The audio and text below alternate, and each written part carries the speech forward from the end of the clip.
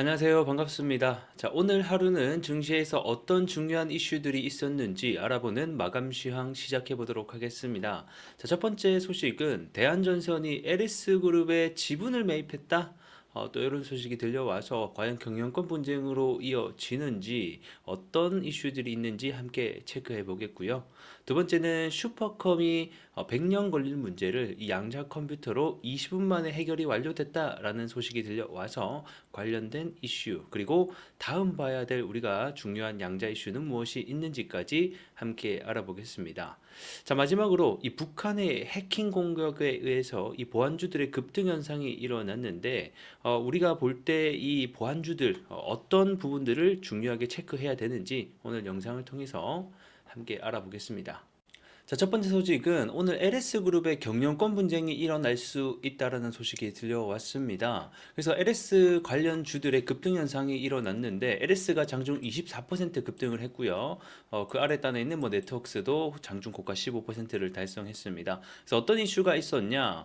이 LS그룹과 대한전선의 특허 소송이 지금 진행이 되고 있죠.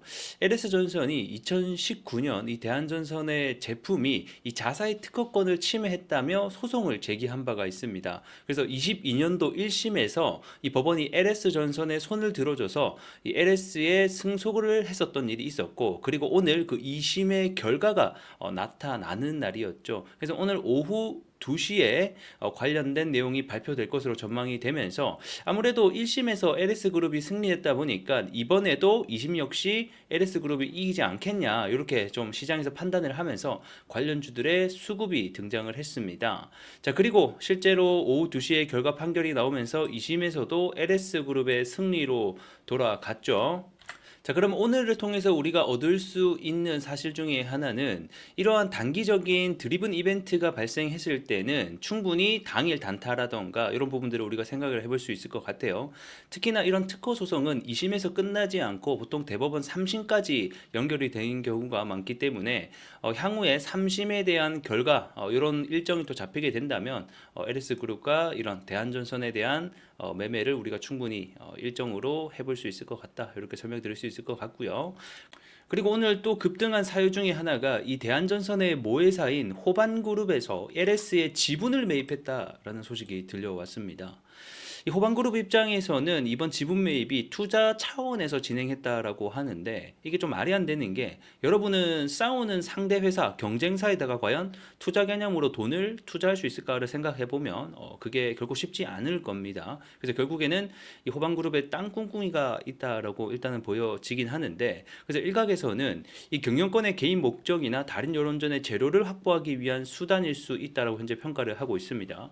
그러한 이유가 한 기업의 지분의 3% 이상을 매입을 하게 되면 여러 가지 권리가 생깁니다. 뭐 회계장부에 대한 열람권도 생기고 주총을 소집할 수 있는 부분들.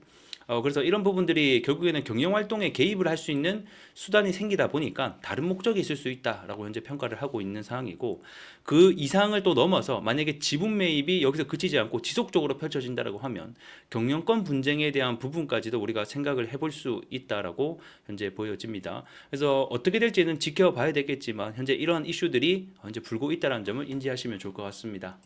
자, 이어서 다음 이슈로 넘어가 보겠습니다. 오늘 또 양자 컴퓨터 관련주들의 상승세가 돋보였습니다. 양자 컴퓨터가 어제도 좀 급등을 했고 오늘까지 2차적인 시세가 지금 현재 이어지고 있습니다. 그래서 오늘은 이제 한국 첨단 소재가 장중 상한가를 들어갔고요. 어제는 ICTK가 25% 정도 상승이 나오고 오늘 또 추가적으로 14%, 오늘 또 파이버프로가 25% 관련 테마주들의 상승이 돋보이고 있습니다. 자, 이유를 보게 되면 미증시에서 일단 양자 컴퓨터 관련주들의 상승이 나왔습니다. 대표적으로는 아이온큐가 있죠.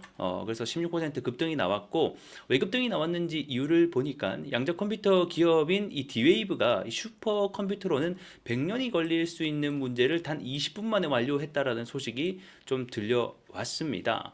자, 그리고 또 다른 소식으로는 정부가 올해 우리나라 이 국가 전략 기술에 양자 컴퓨터를 개발하는 것을 포함을 시켰고, 여기에다가 6조 4천억 원을 투자한다라는 소식도 함께 들려왔어요. 자, 그리고 또 다른 소식이 또 있는데 양자 컴퓨터 관련된 소식이 정말 많이 나왔습니다. 그래서 양자 전략위원회라고 해서 요게 또 10일 날 어제죠. 요게 또 출범을 했다라고 합니다. 그래서 35년까지 양자 경제 선도국으로 도약하겠다라는 소식이 들려왔고 뭐 이와 관련된 뭐 비전이나 기본 방향들 여러 가지 내용들이 나오게 되면서 양자 컴퓨터 관련주들의 전체적인 훈풍을 넣어놓는 하루가 되었습니다.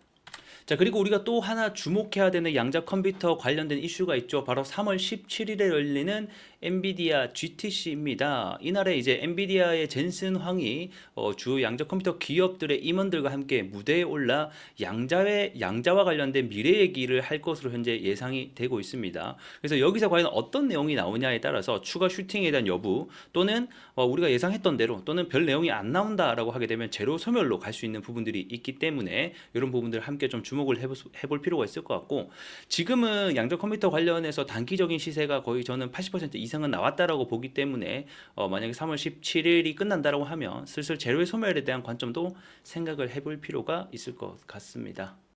자, 마지막 이슈로는 오늘 또 보안주들의 상승 랠리가 이어졌습니다. 한싸기 장중에 고가 25%, 센즈랩이 15%를 만들어냈는데요.